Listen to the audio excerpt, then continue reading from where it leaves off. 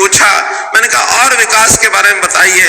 कहने लगे कि हरियाणा सरकार की जो ये पॉलिसी बनी है कि हर गांव में यानी बिना पर्ची बिना खर्ची के जो नौकरियां लग रही हैं वो इस इलाके में भी बहुत लग रही हैं। मुझे मालूम नहीं लगी कि नहीं लगी, आप बताइए गांव के अंदर कोई बिना पर्ची खर्ची के कुछ पढ़े लिखे नौजवानों को नौकरी मिली क्या? जरा हाथ खड़े करो तो मिली हो तो।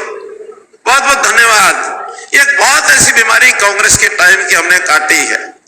वहां तो नौकरियां बिकती थी, बोली लगती थी कि पीएन की नौकरी के इतने पैसे, क्लर्क के इतने पैसे, सुपरिटेंडेंट के इतने पैसे, क्लास 1 के इतने पैसे, एचसीएस के इतने पैसे। ये पैसों से नौकरियां बिकती थी भाइयों बहनों। हमने हम सब की नाराजगी मोल ली। हमने कहा मेरे प्रदेश का पढ़ा लिखा जवान ये सबसे पहले नौकरी पाएगा, सिफारिश की नौकरी नहीं मिलेगी। आखिर तो न्याय दिलाना लोगों को। गरीब घरों के ऐसे बच्चे जो सपने में नहीं सोच सकते थे, ऐसे बच्चों की भी नौकरियां लगी है। जहां तक किसान की बात है, हमने 14 फसलें ये एमएसपी पर खरीदनी शुरू की। जब बाजरा खरीदना शुरू किया तो पहले साल में ध्यान में आया कि हम बाजरा खरीद रहे हैं, अपने किसानों का हमको खरीदना है।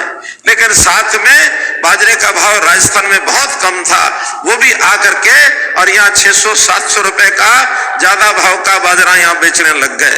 अगले साल से हमने कहा अपने हरियाणा के किसान किसी भी भाव बाजरा बेचेंगे, लेकिन जो एमएसपी का रेट है, बीच का जो डिफरेंस है, जो अंतर है, भावांतर भरपाई योजना के नाम से हरियाणा सरकार देगी हरियाणा के किसानों को।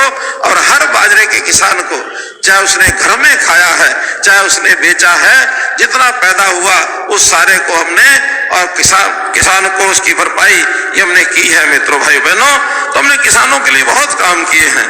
किसानों का पैसा